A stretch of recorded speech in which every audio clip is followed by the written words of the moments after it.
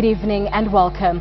Police have now summoned 4 individuals for questioning over plans to disrupt Tuesday's swearing-in ceremony of Uhuru Kenyatta as the country's 4th president. Police say the 4 met in Kibera and organized how groups of youth will disrupt Tuesday's event at Kasarani and other major estates in the city.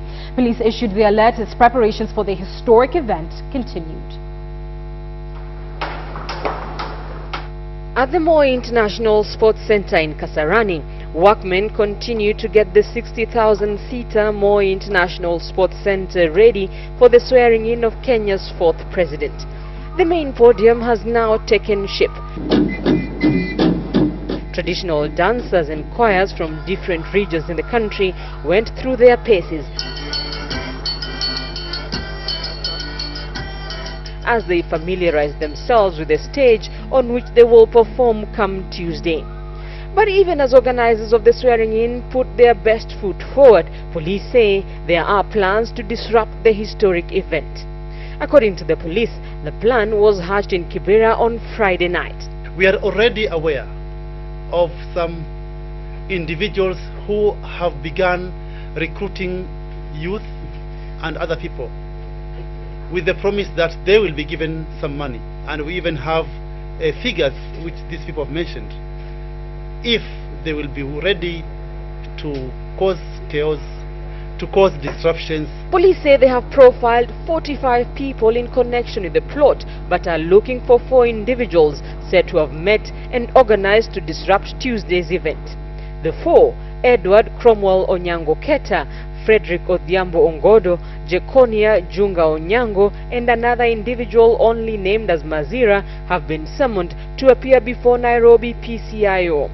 According to police intelligence, the 4 were planning demonstrations that would degenerate into burning of property, looting businesses, and attacks on perceived enemies in, among other areas, Kamukunji Grounds, Undugu Social Grounds in Langata, Kawangware 46, Kangemi, Mathare Area 10, Outer Ring, Kangundo Road Junction, City Cabanas, Korogosho, Kariobangi, Babadogo, Ngomongo, and Dandora. As much as they may have a right to demonstrate, 1, this is illegal. Secondly, it is unacceptable. Thirdly, nobody has sought a license for demonstrations. Police are, however, assuring that adequate security measures have been put in place for the swearing-in ceremony. Local and international media too are gearing up to cover the historic event. Crews from different media houses were at Kasarani rehearsing for Tuesday's ceremony. They tried out their camera angles and pulled cables through odd places. With the Kenya Defence Forces staging their parade on the pitch and the tracks, technical crews had to make good use of the stadium's drainage system openings to lay camera cables. Heads of state and other international guests are expected to start arriving in the country on Monday. With just over 36 hours to go before the swearing-in of Kenya's 4th president, indications are that all is set for the historic event that will once again put the country on the international spotlight. Rita Tinina, KTN, at the Moi International Sports Center, Kasarani. Well, rescue workers have in the last 24 hours recovered a total of 11 bodies of flood victims, bringing the death toll of flood-related deaths to 26. Now there are still 6 more people missing in separate incidences in Narok and Marsabit. The Kenya Red Cross has teams on the ground searching for the missing. However, the search and recovery mission in Narok was halted due to the heavy downpour today. KTN's Catherine Omanto has the details.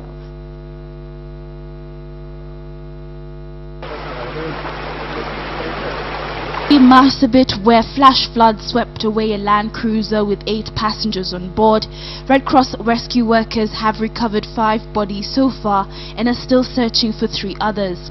In Narok, rescue workers are still searching for 4 missing people and have recovered 6 bodies of victims of flash floods. The total number of confirmed flood-related deaths now stand at 26, with the possibility of it rising to 33. Here in Nairobi, the heavy downfall caused an unfinished block of apartments in Parkland's 4th Avenue to sink. 6 people were injured, 4 were seriously injured and rushed to hospital. Ningependa kuzungumzia kwa ambaye ilikuwa jiji ya Nairobi ambaye sasa ni serikali ya county iangalie sana, sababu wameruhusu gorofa, kuna gorofa 8 zinajengwa ama 7 hapa kama mnavyoona, na ni makosa sababu huku kuna kitu ambaye inaitwa water table, water bed. Tuna mtu wa Mudaiga hapo, so ardhi ya huku hairuhusi mjengo kama hiyo. In Ongata Rongai, the Kandisi River, a seasonal river, swept away a minivan with the driver on board. Fortunately, the driver was not injured. However, residents want the government to rebuild the section of the road in Nkoroi that links Rongai to Kiserian to allow the river water to flow under the road and not on top of it. Hapa gari hii vile ilikuja ilisukisha abiria kwa stage. Sasa driver alikuwa anaelekea Kiserian. Kufika hapa maji ikamchukua. Naye akafanya mzuri ya kuruka. Aliwacha tu vile gari ilisombwa paka ikaingizwa hapo ndani. Ndiye akatoka vizuri. Meanwhile, 2 families in the same area have been rendered homeless after the Kiserian Dam waters flooded their homes following the heavy downpour on Saturday night. Ni kama bomba 2 ambazo tayari zimeathirika, na pia ni kama wakaaji wa hapo wamehama. Pahali wameenda hatuelewi kabisa. According to the director of the Kenya Meteorological Department, this is the peak of the long rains, and most areas in the Lake Victoria Basin, highlands west of Rift Valley, central and south Rift Valley will continue to see heavy downpour for the next several days. Catherine Wando, KTN. Is the fear of being in the opposition justified under the incoming devolved government? Well, a section of Nyanza leaders now say they do not want to be left out, and they have declared they are willing to work with the Uhuru Kenyatta government so that their region is not relegated to the back burner of development.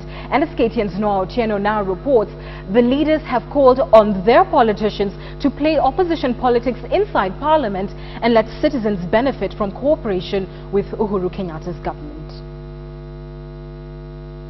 After many other smaller parties rushed to pay allegiance to Uhuru Kenyatta and to sign post-poll deals, a section of Nyanza leaders under a newly established Nyanza Democratic Forum have spoken out. We citizens of this great nation from Nyanza region would wish to participate in the new government, and therefore we are representing our view and aspirations of as Kenyans of goodwill with the premise of fostering development goals in Nyanza region. Led by the Luo Council of Elders leader Yaga Ugalo, they maintained that the tag of an opposition zone has seen the Nyanza region left in the cold by successive regimes under the closing chapter of centralized government. Subsequent leadership took advantage of that, and as many of us know, some indoctrinating the community to believe that without political power there can never be economic growth, which has led to an holistic pursuit of power at the expense of development. But as members of other smaller parties joined the government side in the Senate and in the National Assembly, the strength of the opposition is now left in doubt as the numbers swell in favor of the ruling coalition. The minority may be overwhelmed when it comes to passing crucial bills in Parliament or passing crucial motions in Parliament. There will be some overwhelming when it comes to minority because of the numbers. Nonetheless, we cannot downplay the role that they have to play.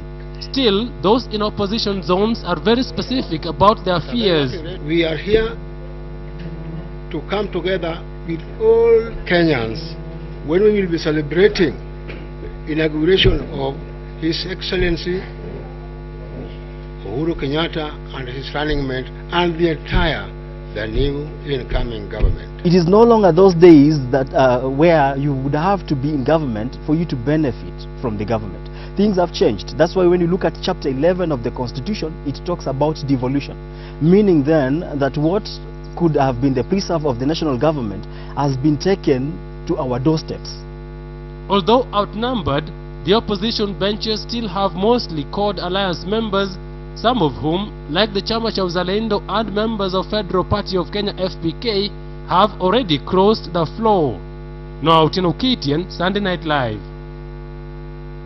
And Prime Minister Raila Odinga will tomorrow issue a comprehensive statement asking Kenyans to maintain peace and welcome Uhuru Kenyatta as their fourth president and Honorable William Ruto as his deputy, and give them a chance to implement their vision for Kenya. So do keep it KTN as we bring you that statement from the Prime Minister asking Kenyans to maintain peace and to work with the new president. Well, hundreds of travelers were stranded for hours at the Mariakani Way Bridge in a heavy traffic jam that stretched up to 10 kilometers on both sides. Well, most motorists said they did not understand the cause of the snarl-up. However, a standoff between the Kenya National Highways Authority and the police is said to have caused the traffic. Officials say that the Highways Authority accused the police and other government agents of corruption at the weighbridge. Police, on the other hand, say the authority should take up the matter with the ministry officials, saying that police officers are not in charge of managing the weighbridge. Senior police officers worked throughout the day to ease the congestion that paralyzed activities on the highway.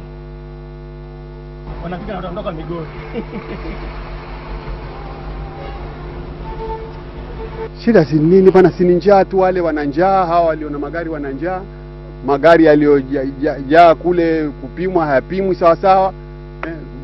Ni shida ni hiyo tu. Tumeuliza hawa walio na magari, shida ni hiyo tu. Kule kwenye weighbridge kuna shida pale. Tunaomba kama afadhali kama gari kupimwa tumepoti kabisa, tukifika hapa ni kuonyesha ile receipt yao na tupite. One wing is working and the other wing is not working, you see. So jam might be there. But we are taking precautions to avoid that jam, because there is an outcry. So, in fact, it is all over the country. I've been called every now and then throughout the night. And Kenya is home to one of the world's most beautiful but endangered species of antelope, the mountain or eastern bongo. Now, with the destruction of the country's forest cover and also increased poaching, the Kenya Forest Service is working hard to ensure that this type of antelope is protected and conserved. While KTN's Angel Katusia was on the trail of this endangered eastern bongo and filed this report.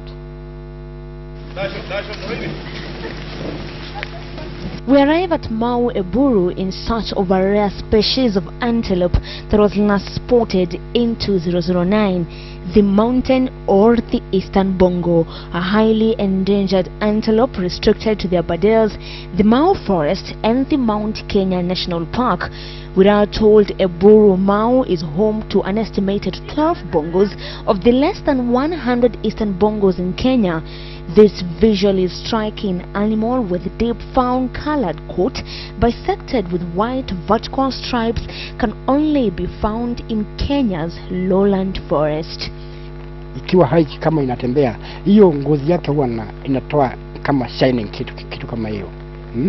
Tena huwa na umaridadi mwingine, sababu manyoya yake ni ndevu na kuna hii mgongo yake ina nywele ndevu sana. Tena pembe yake mwisho kabisa inakaa kama ivory nyeupe. Sasa hiyo umaridadi, hata macho yako mwenyewe inapendeza. In 2009, Solomon Mureithi spotted a herd of about 8 bongos while on a forest surveillance in the Mau Eburu forest. Since then, he has not spotted any but has been able to capture them on surveillance cameras. With destruction of forest by loggers and increased poaching activities, the existence of the eastern bongo has been threatened, and to date, there are in the list of top endangered species facing extinction. The Rhino Ark Charitable Trust, which Solomon works for, is a non-governmental organization working in partnership with the Kenya Forest Service to protect this rare species. The forest is very porous. You can enter the forest through anywhere because it is surrounded by settlements and these big farms, ranches. The forest conservation efforts do not stop with the Kenya Forest Service. The community is also involved. Welcome to the Dimbimbi Primary School. Don't you like it when visitors come? A school that borders the Mau Eburu forest, and conserving the forest is as important as the rest of their school activities.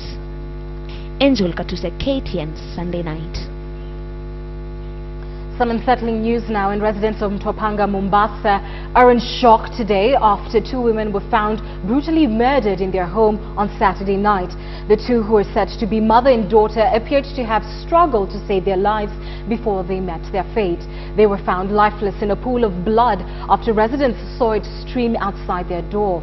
They then informed the family's relatives. Kisauni Police Boss Julius Wanjohi said it is not known what the motive of the killings was and has urged residents to work together with police to find the killers.